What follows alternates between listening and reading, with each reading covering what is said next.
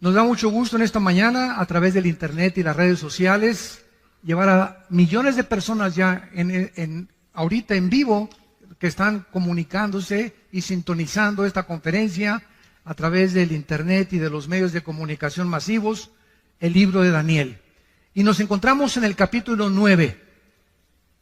Todos ustedes que les interesa el estudio profundo de la profecía, las conferencias anteriores desde el capítulo 1, las tenemos grabadas, las pueden ustedes conseguir a la salida, para que tengas toda la colección de todo el libro de Daniel, capítulo por capítulo. En este capítulo 9 de Daniel, para poder tener un poco de base, y de los que no están todavía en el momento en el que se llevan a cabo las circunstancias del capítulo 9, Daniel estaba bajo el imperio de los babilonios y bajo el imperio de los persas. Fueron los imperios que se profetizaron en el capítulo 2. Y como yo les decía hace algún tiempo a un foro de ateos, la historia demuestra que Dios existe. La existencia de Dios se puede probar filosófica, histórica, genética, física, biológicamente, de muchas maneras. Epistológicamente también, cosmológicamente también, a través del universo. Pero una de las evidencias más grandes de la existencia de Dios es que la Biblia nos muestra con un orden perfecto de qué forma los imperios a través del tiempo han ido sucediéndose uno detrás de otro, exactamente con la misma cronología que la Biblia lo estableció hace más de 2.700, 2.800 años. ¿Qué les estoy diciendo? Que la Biblia es más moderna que el periódico de mañana en la mañana. Daniel se encontraba hace 2.500, 2.600 años en lo que ahorita es Siria e Irak. Precisamente donde está la olla hirviendo y donde ahorita está a punto de estallar una tercera guerra mundial, que no sería la tercera guerra mundial desde luego. Pero Daniel se encontraba en esa zona geográfica, históricamente, y la misma arqueología ha demostrado que las evidencias, los reyes, los lugares geográficos que la Biblia menciona, los nombres que la Biblia menciona, todo ha sido comprobado a través de la arqueología y de la antropología, de una manera y con una evidencia sobrenatural. Entonces Daniel se encontraba ahí y entonces él lee el libro de Isaías capítulo 25, porque Jeremías fue antes que Daniel, y Jeremías había profetizado que los judíos iban a estar en Babilonia exiliados o cautivos 70 años, y que al acabar la cautividad babilónica se les iba a permitir regresar a Jerusalén. Daniel fue uno de esos cautivos que fue llevado en el año aproximado 585, 586 antes de Cristo a Babilonia por el rey Nabucodonosor. Entonces Daniel comienza a leer a Jeremías y descubre que está a punto de terminarse la cautividad babilónica, que los 70 años se iban a acabar ya, y comenzó Daniel a preguntarse: ¿y ahora qué va a ser de nosotros? ¿Cuál es tu plan, Señor, para nosotros? ¿Qué, ya has dejado a Jerusalén o nos vas a volver a disciplinar? Entonces Daniel se pone a ayunar y hace un ayuno de verduras y de agua nada más durante 3 semanas. En el momento en que Daniel se hinca a comenzar a preguntarle a Dios a través del ayuno para sensibilizar su espíritu, ¿qué es lo que Dios quiere para el futuro de Jerusalén? Dios manda un ángel desde el cielo para que baje a la tierra a traerle el mensaje a Daniel. Y la Biblia nos dice en el capítulo 10, cuando lleguemos al capítulo 10, que otro ángel, principado de Satanás, sale a intervenir, a obstaculizar que el ángel enviado por Dios llegara a la tierra y le diera el mensaje a Daniel. Entonces vemos en la Biblia que existe en el mundo espiritual que nos rodea un conflicto, una guerra cósmica que es real y todos los acontecimientos que se suceden aquí en este planeta tienen repercusiones espirituales en el mundo invisible. Y el único libro de los billones de volúmenes de literatura que existen en las librerías, el único libro y de los que se consideran sagrados o religiosos, la Biblia es el único libro que nos muestra qué se encuentra detrás de las cortinas en el mundo espiritual. Ni el Tripitaka de Buda, ni el Ramayana de los Vedas, ni el libro del Mormón, ni el libro del Corán del Islam, ningún libro sagrado que tú menciones menciona las profecías y la certidumbre con la que la Biblia nos muestra el futuro. Muy bien, entonces viene una guerra y está el ángel ahí peleándose en el espacio, y en eso el ángel de Dios pide ayuda para que venga el arcángel Miguel. La palabra arcángel significa el principal o el primero de los ángeles. Y de acuerdo a la Biblia, Miguel es el arcángel que defiende exclusivamente a la nación de Israel. Está comisionado Miguel para poder defender a Israel. El de México no es Juan Diego, ¿eh? Porque alguien me preguntó hoy en la mañana eso. Dije, no, espérame tantito, ¿verdad? Ni siquiera históricamente ha sido comprobada la historia de Juan Diego. Bartolomé de las Casas, que fue de los misioneros más antiguos en el siglo, ¿verdad? 1600, 1700, que se supone que pasó este milagro, ¿verdad? Ni siquiera lo documenta en ninguno de los escritos que existen. Bueno, pero no vamos a ocupar de eso. Entonces viene una guerra espiritual. Y vemos nosotros que cuando los cristianos oramos, en el momento en que cierras tus ojitos, así como a la vez, puede estar en VIPs, puede estar ahorita, ir manejando, o en el momento que tú mandas un telegrama a Dios, o haces contacto con Dios cuando dices, Jesús, o Padre Santo que estás en el cielo, te pido que mi hijo que ahorita se acaba de ir, te pido ahorita que voy a llegar, dame sabiduría, te pido por esto, te pido por aquello, llévame con lo que tú quieras orar. En el momento en que tú te pones a orar, se desata una guerra. Se desata una guerra. Si había demonios que iban a tratar de detener en la carretera a tu hijo, en el momento en que tú despides a tu hijo y lo bendices, y le dices, en el nombre de Jesús te bendigo, y te pido, Señor, que lo guardes, inmediatamente responden los ángeles de Dios para frustrar e impedir y abortar tal vez un crimen, un asesinato o un accidente.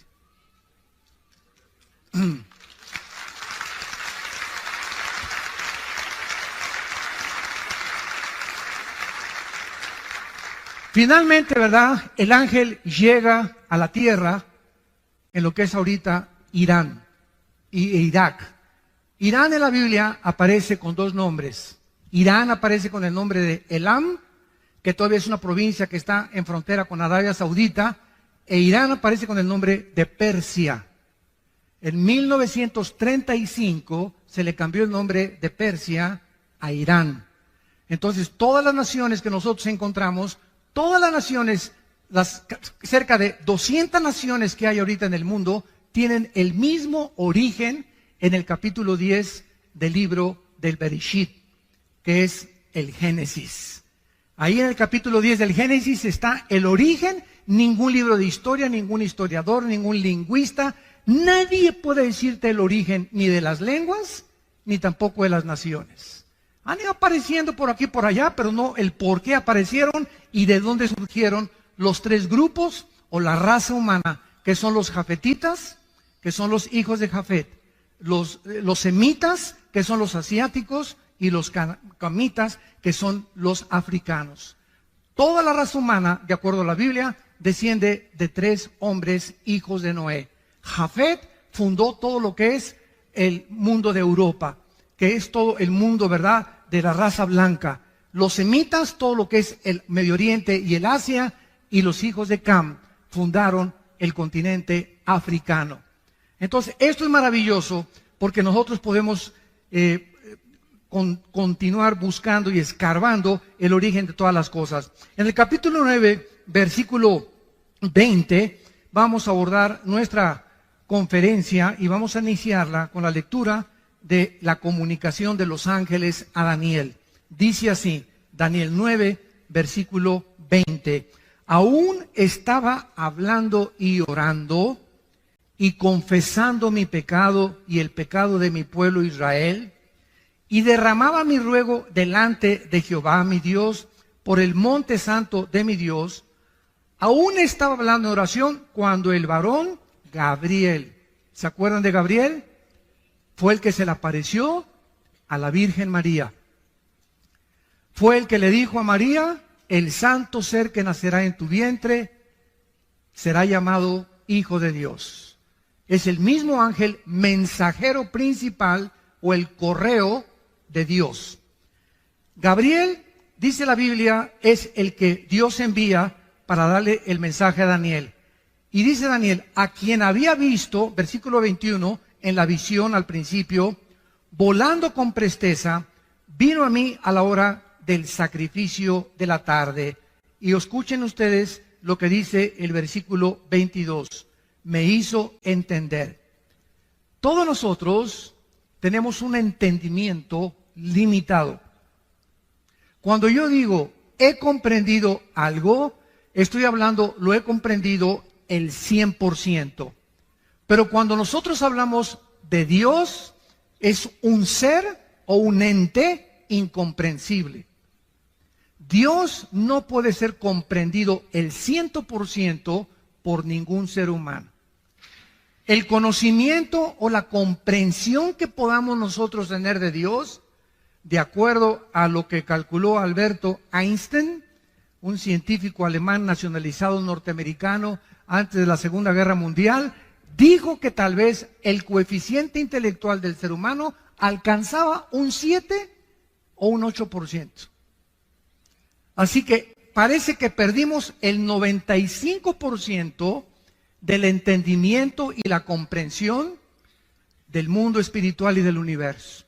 ¿Cuándo fue esta pérdida? En la caída del huerto del Edén por Adán y por Eva.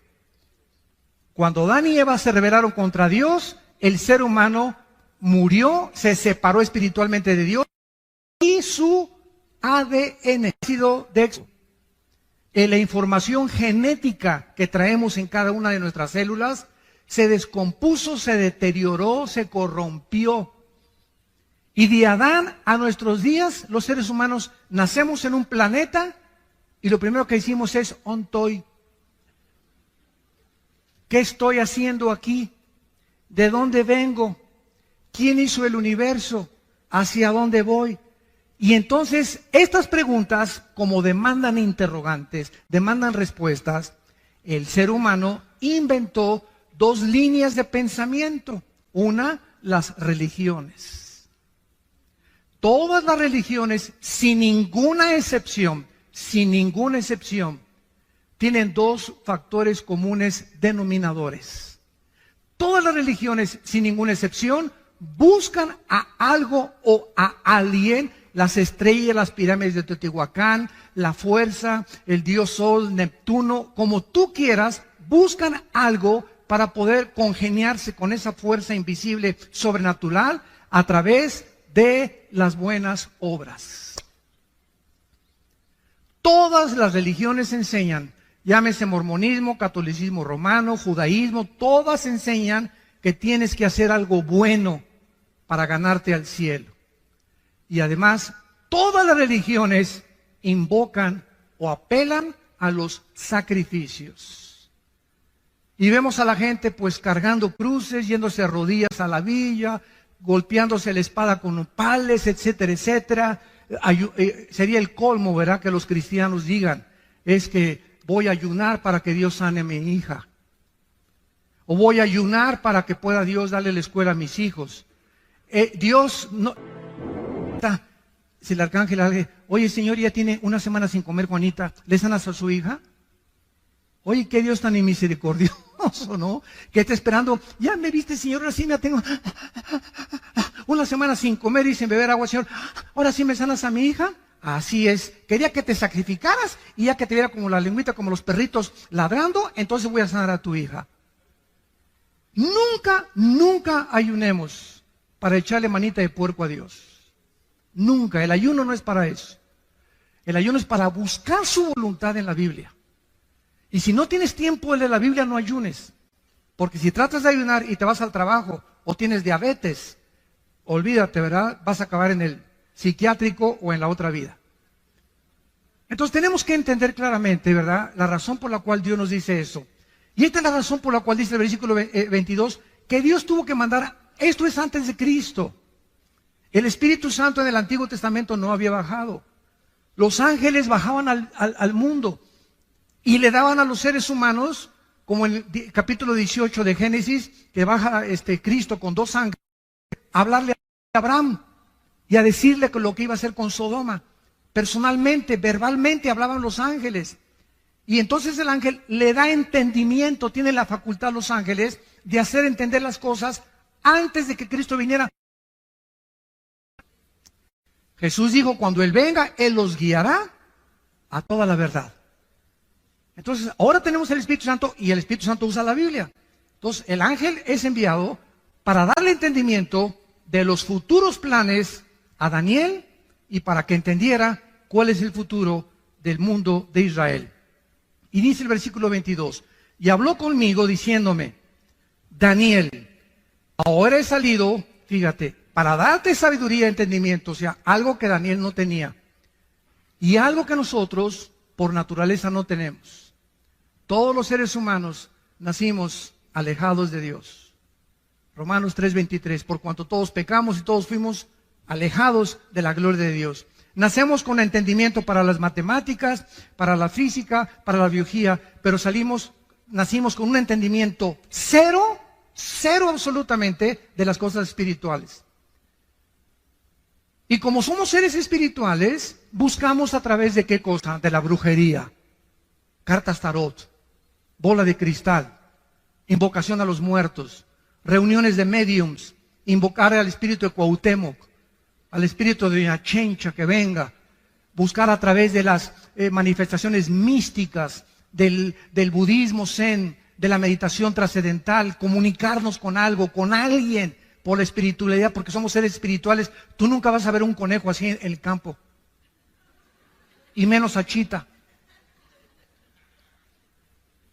Somos seres espirituales porque fuimos creados a la imagen y semejanza de Dios. Ahora, si queremos comenzar a entender las cosas espirituales, Jesús dijo en Mateo 11, 25 al 28, Padre, te alabo, porque estas cosas, las cosas invisibles que nadie conoce, las escondiste de los sabios y de los entendidos y se las revelaste a los niños. Vengan a mí todos los que están trabajados y cargados, y los haré descansar. Y Jesús dice algo asombroso en este pasaje. Nadie conoce a Dios sino yo, y aquel a quien yo se lo quiera revelar. ¿Qué dice la Biblia?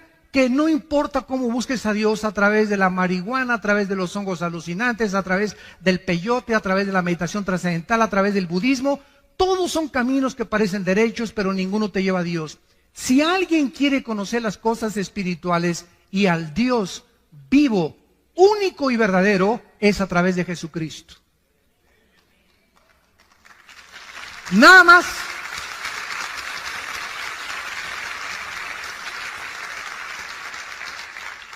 Él descendió del cielo, precisamente, dice Juan 17, versículo 3 y 4, tú me diste, Padre, el poder de bajar al mundo donde están todos estos seres humanos con un entendimiento de un 5 o 6%, completamente ciegos de lo que es el mundo espiritual, de ti, Padre, y de todo lo que pasa en sus vidas, de dónde vienen, quiénes son, a dónde van. Y tú me has dado a mí el poder de bajar al mundo y darles vida eterna. Y esta es la vida eterna, que te conozcan. A ti, al único y vivo verdadero Dios, y a Jesucristo a quien has enviado. ¿Pueden ustedes comenzar ya a entender algo? Sin Jesucristo no podemos nosotros conocer nada de Dios. Ahora, cuando Jesucristo les dijo a los discípulos, me voy, ahí nos vemos. Imagínense los discípulos, oye, espérame tantito, ¿cómo que te vas? Y tú nos has traído las palabras de vida eterna. Ahora sabemos que tú vienes de Dios y que regresas a Dios. pero ¿cómo nos vamos a quedar huérfanos? No, espérenme tantito. Dice, voy yo a mandar al Espíritu Santo que baje al mundo, y Él cuando entre a ustedes, ya no como en el Antiguo Testamento, que venía y se iba, y Dios hablaba a través de voces, a través de profetas, a través de experiencias místicas, a través de sueños. Dice Hebreos 1, versículo 1, Dios había hablado muchas veces, de muchas formas, a través de los profetas, ahora nos ha hablado por el Hijo. Cristo es la última palabra que Dios nos ha dado. Y el que no escucha al Hijo no tiene la vida. Estás escuchando voces extrañas. Si no es la voz del Hijo, estás escuchando la voz del enemigo. Y ahora el Espíritu, cuando recibes a Cristo, entonces por eso reciban a Cristo, por favor. Ese es el mensaje, es la carta que le entregamos al mundo. Abre tu corazón a Cristo, porque cuando le abres tu corazón a Cristo y crees que en la cruz Él paga por tus pecados, Él entra a tu vida en la persona del Espíritu Santo. Y el Espíritu Santo te comienza a destapar la calabaza que tenemos aquí. Y entonces, como cuando llegas a una clase de japonés, puros signos y no entiendes nada. Ah, pero está el maestro japonés. Mira, esa es la A. Ah, si usted no me dice cuál es la A, yo no voy a decir, pues yo creo que esta es la A. No es lo que tú creas, es lo que es. Pues yo creo que Dios es así. Pues Dios no tiene esa chance que fueras así ni pensaras así. Pues yo pienso que Dios va a mandar a todos al cielo y que nadie se va a condenar. Es lo que piensa mi chincha también. Dios no nos llega a nosotros que nosotros determinemos cómo es Él. Él es el que nos quiere revelarse. ¿Cómo es Él? A través de su Hijo. Y una vez que tienes a Cristo, vienes a la Biblia y Dios usa nada más la Biblia. No usa ningún otro libro más que la Biblia. Y a través de la Biblia, ya con el Espíritu Santo, comienzas a leer.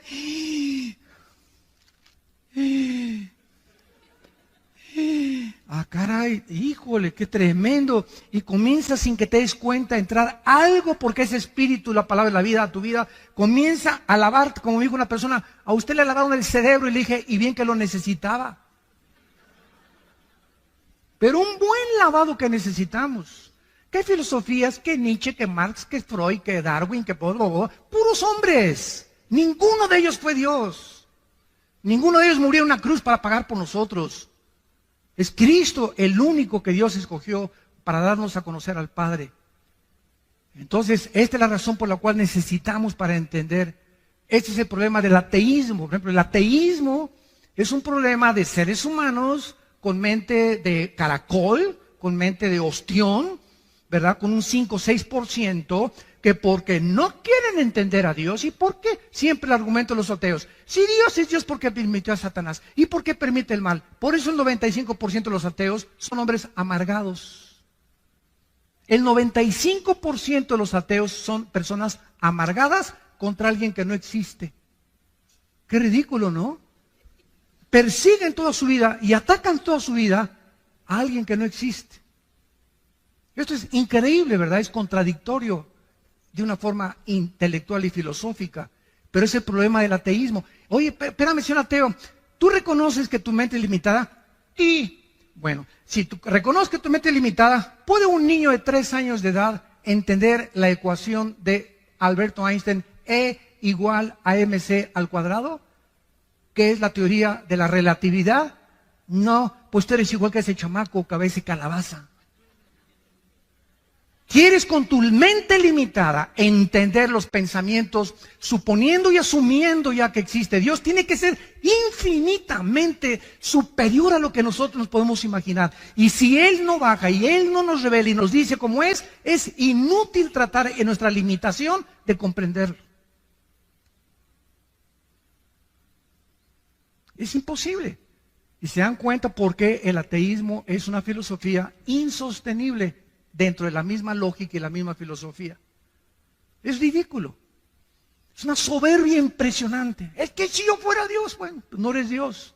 Cabeza de langosta.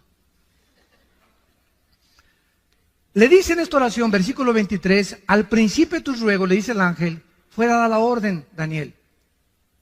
Y yo he venido para enseñártela, porque tú eres muy amado. Porque tú eres muy amado. Romanos 8, 28 y 29, ¿se acuerdan? Todas las cosas contribuyen a nuestro bien, no a todos, a los que aman a Dios. Si tú amas a Dios con todo tu corazón y con todas tus fuerzas, no hay nada que ahorita estés pasando, no hay nada. El problema que tú me digas que tienes ahorita, que no esté Dios trabajando a tu favor. Aunque ahorita parezca que las circunstancias están en tu contra, hay un mundo invisible espiritual en actividad de poder de Dios que está obrando, que esto que parece que está en tu contra, lo va a convertir Dios para tu bien. Sigue confiando en Él. Guarda silencio en Jehová y Él te concederá las peticiones de tu corazón. Tenemos que, y esto es lo que es la fe, ¿verdad? Entender que Dios está de nuestro lado. Si Dios con nosotros, ¿quién contra nosotros? Tarde o temprano José fue vendido por sus hermanos. Imagínense a José. Imagínate que tus hermanos te saquen a patadas de tu casa y que te venden, que te lleven allá a Tepito, que te lleven allá a Ciudad Neza, y ¡ay! Llévense a que póngalo a repartir droga, póngalo a pedir limosna y que te corran de tu casa. ¿Qué emoción y sentimientos invadirían tu ser? La amargura y el rencor contra tu familia. Mi propia familia me escupió y me sacó y me corrió. Y lo vendieron a José y se lo llevaron hasta Egipto. Y ahí en Egipto entra a trabajar con el capitán, ni más ni menos, de la guardia del faraón. Y cuando el faraón, se va el jefe de ahí de Egipto, el faraón se va a un viaje, no misionero, ¿verdad?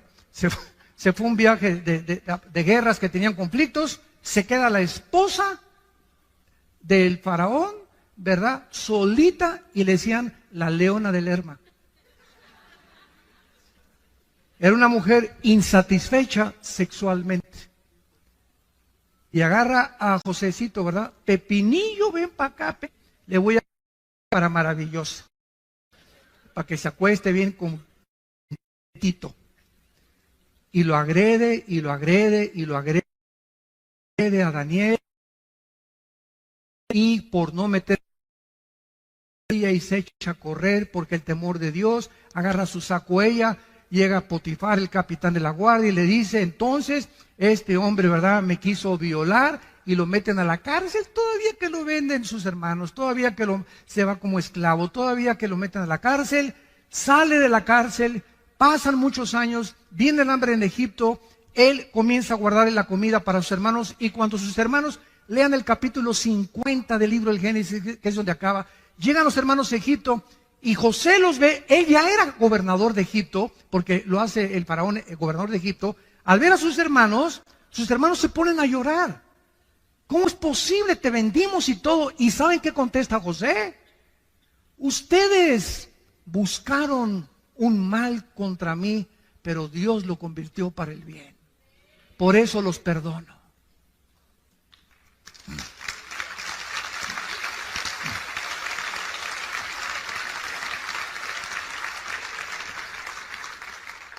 Cuando confiamos en Dios, no tengo nada contra ti. Ese es tu problema. Si tú tienes problemas conmigo, pero yo yo no tengo nada absolutamente contra ti. Ese es el secreto más grande, porque dice Santiago capítulo 4 que Dios da gracia a los humildes. Muy bien.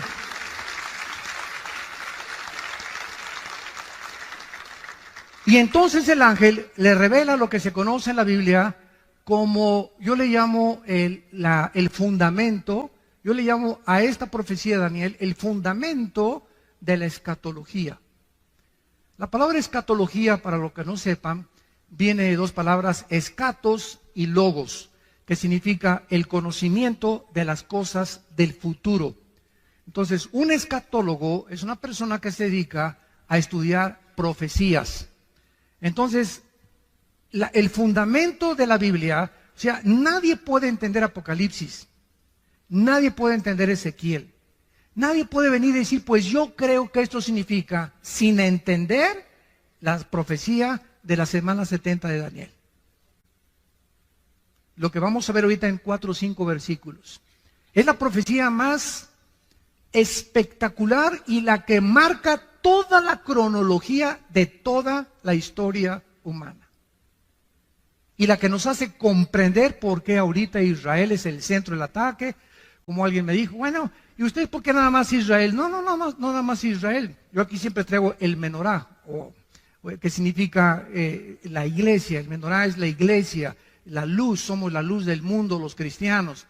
Y aquí tiene 7 palitos. El menorá es el candelero de los judíos con 7 palitos. ¿Por qué? Porque el de en medio es Cristo. Y si los otros 3 de un lado y los otros 3 del otro lado es la iglesia. ¿Por qué? Porque el número 6 es el número del hombre en la Biblia. En la Biblia hay una numerología o una gramática que significa que cada letra tiene un significado bíblico o un significado numérico. Entonces, el hombre tiene el número 6, el 1 es el número de la unidad, el 3 de la Trinidad, el 5 es el número de la gracia, el 12 es el número del gobierno, el 8 es el número de la perfección total, etcétera, etcétera. Entonces, el menorá significa Cristo en medio de los seres humanos. Cristo en medio de los seres humanos. Y esto es precisamente por qué Dios usa los números en la Biblia. Vamos a esta profecía, versículo 24. 70 semanas están determinadas sobre tu pueblo y sobre tu santa ciudad. En la Biblia había semanas de días y de años. La palabra 70 es la palabra Shivin Shabun. La palabra semana en el hebreo es la palabra Shabua. Entonces está hablando 70 semanas o 70 años de semanas. Si multiplicamos 7 por 7, 49. En otras palabras, 490 años. Esto es asombroso. Te voy a dar la cronología de los años, Daniel. Hay 490 años para Israel. Y cuando se cumplan los 490 años, yo regreso.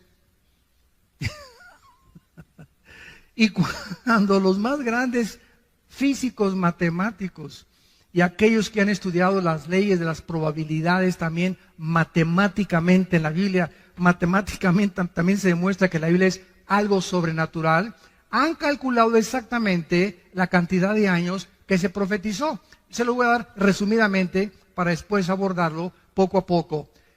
Ya se cumplieron 483 años.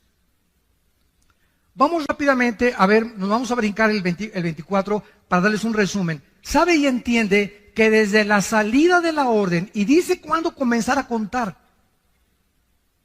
desde que salga la orden para restaurar y edificar a Jerusalén hasta cuando venga Cristo, desde que se dé la orden para edificar Jerusalén hasta el Mesías príncipe, habrá 7 semanas y 62 semanas, y se volverá a edificar la plaza y el muro en tiempos angustiosos. Y después de las 62 semanas se quitará la vida al Mesías. ¿Quién podría si no es Dios? Hace 2500, 2600 años dejarnos un documento como el que tenemos en nuestras manos y poder profetizar con tanta exactitud para que podamos comprender claramente que solo Él puede poner el orden y los tiempos. Escuchen ustedes, esto es absolutamente tremendo. Aproximadamente en el libro de Nehemías capítulo 2 se dio la orden para restaurar Jerusalén, en el libro de Nehemías. Y del libro de Nehemías hasta el Domingo de Ramos. Apúntalo. Que fue en febrero del año 445 antes de Cristo, cuando se dio la orden de restaurar Jerusalén. Y cuando Cristo llega a Lucas 22, al Domingo de Ramos, y en un burrito cabalgando, y todos creían que ya viene el Mesías, y de acuerdo a las profecías del reino, el Mesías va a establecer su reino, y vamos contra el Imperio Romano, y se acabó ya el yugo del Imperio Romano. Llega Jesucristo en un burrito, no en un caballo blanco como esperaban todos los conquistadores en el tiempo antiguo. Al entrar y declarar la victoria, entraban en caballos blancos. Eso lo hará Cristo hasta el capítulo 19 de Apocalipsis, cuando venga ya venciendo a todas las naciones con nosotros. Llega en un burrito Jesucristo y se para sobre Jerusalén. Y ahí enfrente, en Jerusalén, dice unas palabras tremendas en el capítulo 23 de Mateo, versículo 37. Se los voy a leer rápidamente. Jerusalén, Jerusalén, que matas a los profetas y apedreas a los que te son enviados. ¿Cuántas veces quise juntar a tus hijos, como la gallina junta sus polluelos debajo de sus alas, y no quisiste? He aquí vuestra casa os es dejada desierto. Pero en verdad les digo que desde ahora no me veréis hasta que digáis, Baruch Hashem, Adonai Eloheinu. Que en hebreo significa, bendito el que viene en el nombre del Señor. Baruch Hashem, Adonai Eloheinu. Y esto lo vamos a ver en la profecía, que es exactamente en ese momento, cuando Cristo declara esas palabras, que Dios deja de tratar con Israel. Pero si le sumamos a 483, 7 años, son los 7 años que faltan para que se cumpla la profecía de la semana 70 de Daniel. Y estos 7 años serán los 7 años de la gran tribulación. Por eso la iglesia es imposible que vaya a atravesar la tribulación, porque no nos ha puesto Dios para la ira. Si regresamos a Daniel, vemos claramente para quién es esta profecía. Versículo 24, 70 semanas, o sea, 490 años, están determinados sobre tu pueblo y sobre tu santa ciudad, no a la iglesia. Ahí está el conflicto de muchas personas, o teólogos, o escatólogos, que tratan de interpretar que la iglesia va a pasar la tribulación, o esto y el otro, simplemente porque no han entendido las 70 semanas de Daniel. Que eso es una profecía exclusivamente para Israel. Dios tiene un plan para Israel, síganme con cuidado. Dios tiene un plan para la iglesia. El plan de Dios para Israel y el para la iglesia son diferentes. Esto se llama dispensacionalismo. Cuando venga Cristo por nosotros en el arrebatamiento, en el momento que seamos sacados, tal vez un año antes, un mes antes, 3 días antes, inmediatamente un hombre en el Medio Oriente va a firmar un tratado de paz entre los árabes y los judíos. Este hombre se llama en la Biblia la bestia, el cuerno pequeño, el anticristo. Y en estos 7 años, supuestamente, él va a traer la paz. Va a venir con una bandera de paz. Apocalipsis 6, el caballo blanco, que es el caballo del primer jinete de Apocalipsis, viene con un arco sin flechas, implicando que viene con símbolos de paz engañadora. Y estos 7 años, la iglesia ya no está aquí. Ya nos fuimos. Adiós, mundo cruel, ya nunca te veré. See you later, alligator. Como dice la canción, ¿verdad? Ahí nos vemos, mundo cruel. Nosotros nos vamos, escuchen esto, y al irse nosotros, mucha gente cree que el Espíritu Santo se va con nosotros. Pero el Espíritu Santo es omnipresente por el amor de Dios. El Espíritu Santo no puede decir aquí no está el Espíritu Santo. Es omnipresente, Él está en todo lugar, en todo momento. Claro que habitando de una forma especial en nosotros los cristianos, desde luego. Pero el Espíritu Santo, Él sigue aquí en la tribulación. Y entonces el Espíritu Santo va a trabajar de manera diferente, porque es otra dispensación. Se llama la dispensación de la tribulación. Antes de Cristo trabajó el Espíritu Santo, venía y se iba, venía y se iba. Crucifican a Cristo en Pentecostés, el Espíritu Santo viene, nos bautiza con el Espíritu Santo, somos llenos del Espíritu Santo, somos regenerados, somos la morada del Espíritu Santo, sellados con Él, hasta el día que resucitemos. Efesios 1, 13 y 14. Y cuando ya resucitemos y seamos transformados y nos vayamos con Cristo, el Espíritu Santo, dice Apocalipsis 7, que va a sellar en las frentes a 144,000 judíos. Y cuando estamos hablando de que la frente es porque será algo visible para que sea visto, como las llevó a Israel y agarró a las 10 tribus de Israel y se las llevó cautivas al norte, a Siria, donde está la guerra ahorita civil. Y desde el año 700 hasta nuestros días, estamos hablando de 2700 años, los judíos se perdieron y se dispersaron y se mezclaron con todas las naciones del mundo. Y hay judíos rusos, judíos negritos, judíos blancos, judíos mexicanos, etcétera, etcétera. Así que estos 144,000 judíos, muchos creen que solamente van a salir de Israel. No es verdad. Están mezclados en miles, en cientos de naciones, decenas de naciones. Somos 200 naciones ahorita en el mundo. Entonces, es la forma como va a operar el Espíritu Santo en aquel tiempo. Regresamos a Daniel y rápidamente dice: 490 años, 70 semanas están determinadas sobre tu pueblo, sea Israel, y sobre Jerusalén. Lo que se enumera a continuación, que es lo que se conoce como las 6 profecías para la nación de Israel. Número 1, versículo 24. Dice así: para terminar la prevaricación, vamos a profundizar mucho en esto, y es importante conocer el significado de las raíces hebreas, de las palabras que se tradujeron al castellano.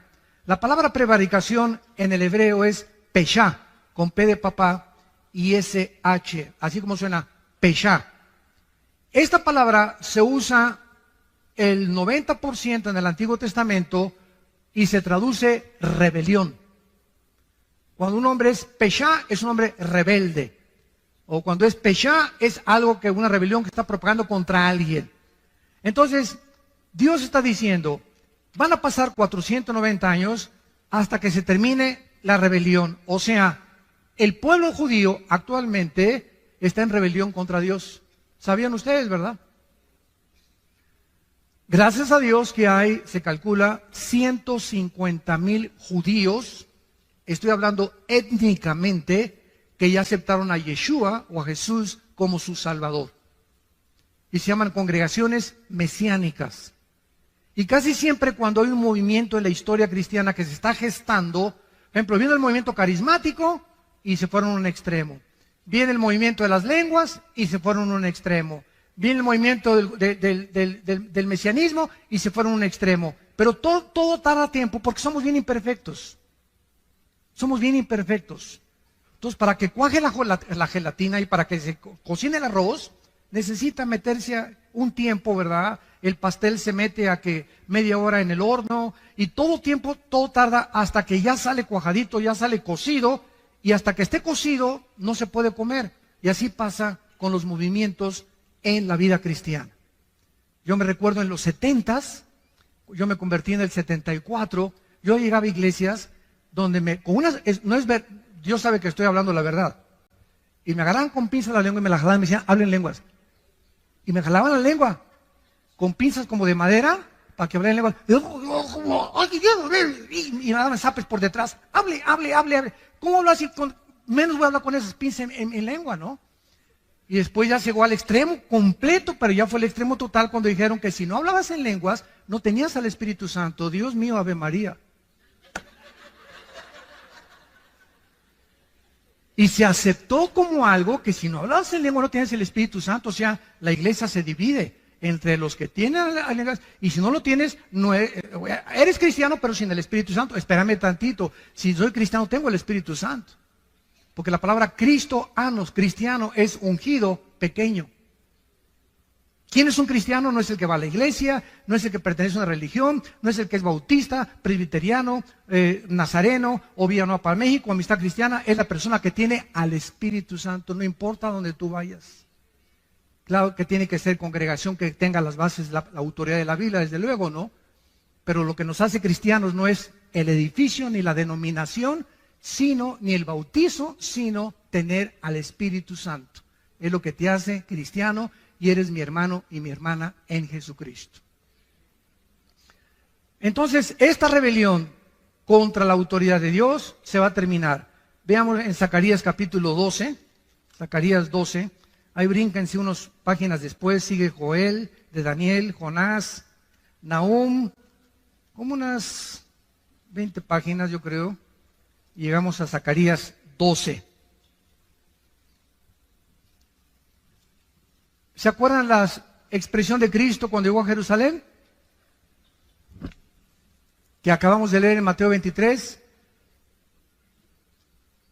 Hasta que digas Baruch Hashem Adonai Elohim, no me verán hasta que digan bendito el que me ha nombrado. O sea, ustedes los judíos que me crucificaron y le gritaron a Pilato, sobre mí sea la sangre, sobre nosotros sea la sangre, cayó la maldición sobre ellos. Y hasta este momento, dice 2 Corintios capítulo 3, que el pueblo judío tiene una venda que hasta que se conviertan es quitada por Cristo. Entonces tú vas a Jerusalén, los que han ido, nos han acompañado en los viajes, mi hijo Alan acaba de regresar hace 2 semanas de Jerusalén, se llevaron como 40, 50, 60 personas. Si tú vas a Jerusalén o vas a Israel, vas a encontrar a cantidad de judíos vestidos de negro, con cairelitos aquí, con su sombrerito. Se llaman judíos ortodoxos. Nos odian. Con odio jarocho. ¿De veras?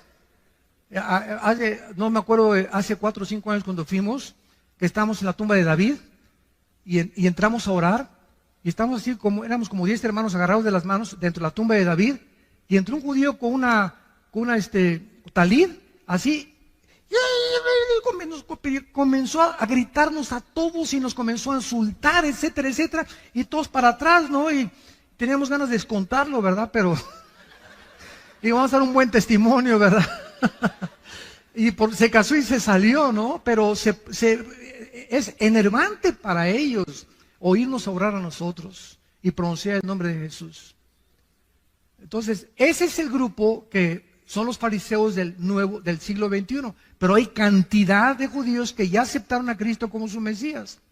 Pero esta rebelión prevalece todavía ahí en Israel. Hay una religiosidad asfixiante en Israel, asfixiante. Por ejemplo, ustedes saben que estos judíos ortodoxos, o sea, todos los que ven ustedes de negro, todos sus hijos de ellos no van a la guerra, y el gobierno los tiene que mantener. El primer ministro Benjamín Netanyahu hace algunos meses trató de quitar este decreto y hacerlos trabajar, porque no trabajan. Desde que son niños, lo único que hacen es leer la Torá o el Mishnah, que es la ley, los 5 libros de Moisés o el Pentateuco.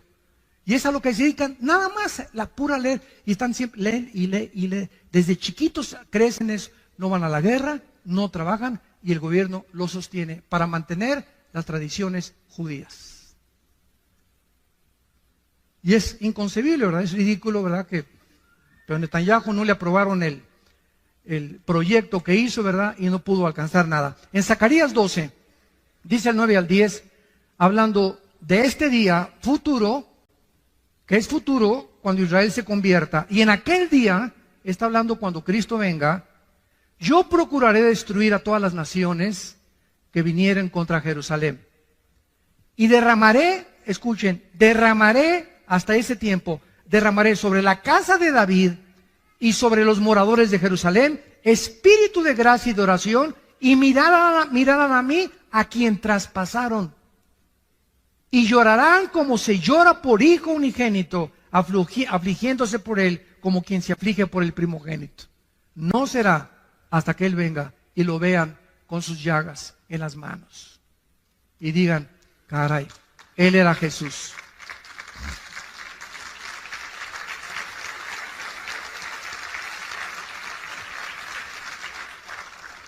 Vamos a continuar con este estudio.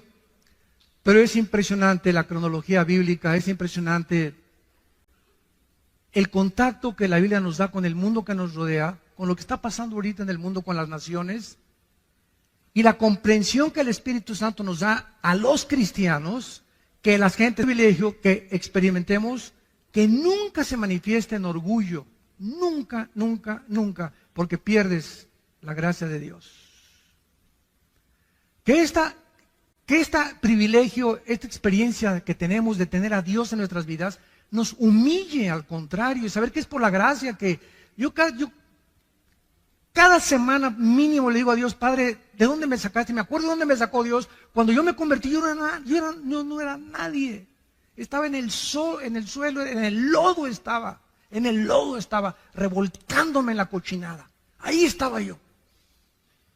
No merecía ni el perdón de Dios, de todas mis maldades que hice. De ahí nos sacó, de una cantera, de una roca, de ahí nos sacó Dios. Y comenzó a trabajar como los escultores, y con el cincel, con el martillo y el cincel, a sacar la figura de David de una escultura, de una roca, las figuras que hacen los escultores, ¿verdad? Así Dios, de una piedra que éramos nosotros, de un carbón, nos está convirtiendo en diamantes a los cristianos. Y por eso es tan importante el sufrimiento en los cristianos y las pruebas en los cristianos. Como decía Churchill, el primer ministro de Inglaterra, cuando hace calor, no te salgas de la cocina. En el momento que vienen las pruebas, ya eres cristiano, parece cristiano y parece... Ay, y en la iglesia hay problemas. No estás en Disneylandia, hijo. No estamos todavía en Reino Aventura.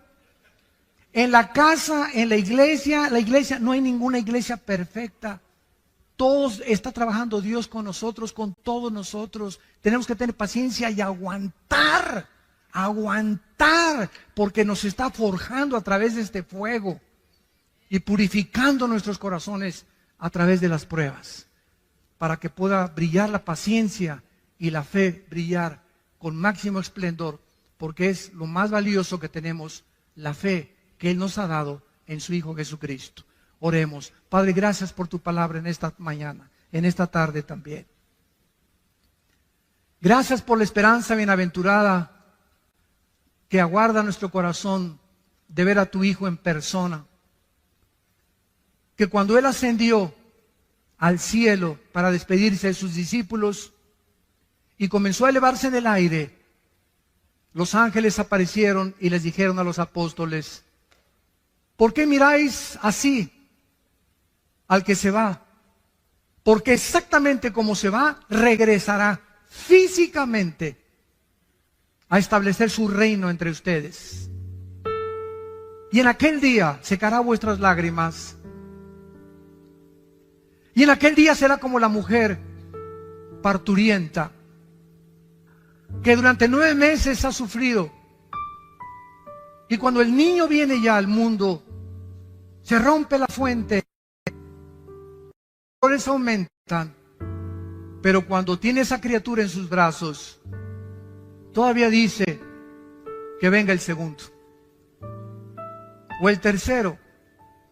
Pero ese niño en sus brazos le hace olvidarse de todo lo que pasó, por el gozo de tener a su hijo, que finalmente está con ella, o a su hija.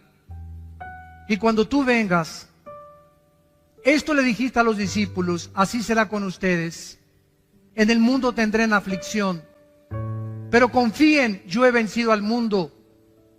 Y cuando yo venga, vuestras lágrimas se convertirán en gozo. Y nadie les volverá a quitar su gozo, porque ya no habrá muerte, ni enfermedades, ni sufrimientos, ni fricciones, porque todas las cosas serán hechas nuevas. En esta mañana, Dios te invita a que vengas a su Hijo Jesucristo. Lo que no has entendido, seguirás sin entendiéndolo, porque no lo tienes a Él. Pero en cuanto tú lo invites a tu vida, Él entrará a tu corazón, te quitará las vendas que cubren tu mente ahorita espirituales, y comenzarás a comprender las cosas profundas de Dios. ¿Qué tengo que hacer?, me preguntarás. Simplemente, en este instante, con tu rostro inclinado, con toda la sinceridad de tu vida, dile: perdona mis pecados, Señor. Creo que en la cruz tu Hijo pagó por ellos con la sangre que Él derramó. Creo que a los 3 días se levantó de los muertos, y te pido, Jesús, porque sé que vives, que en este instante entres a mi vida como mi Señor y mi Salvador. En tu nombre perfecto, santo y eterno te lo pido. Amén.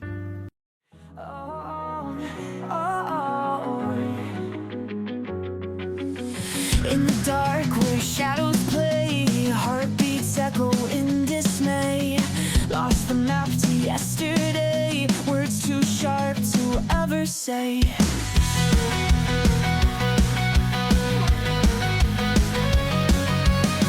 Ripped jeans and broken dreams, skate parks and silent screams. Moonlight dances on our schemes. We fly so high on shattered wings.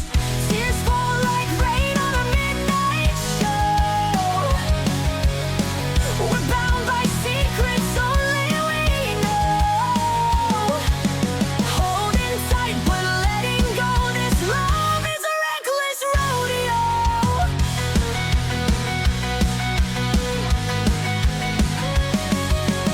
Graffiti hearts on alley walls, cage birds sing in concert halls. Lost within a maze of calls, we free fall where the night falls. Neon lights and shattered glass, fade memories of a haunted past. When forever feels too fast, this is the soundtrack of a love outcast. Tears fall like rain on a midnight show. We're bound by secrets only we know. Holding tight but letting go. This love is a reckless rodeo.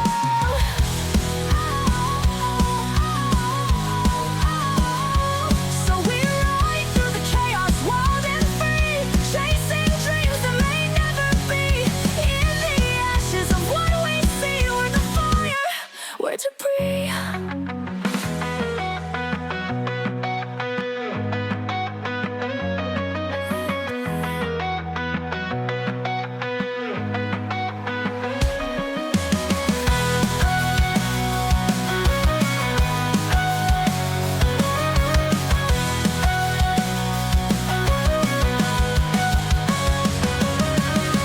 Tears fall like rain on a midnight show. We're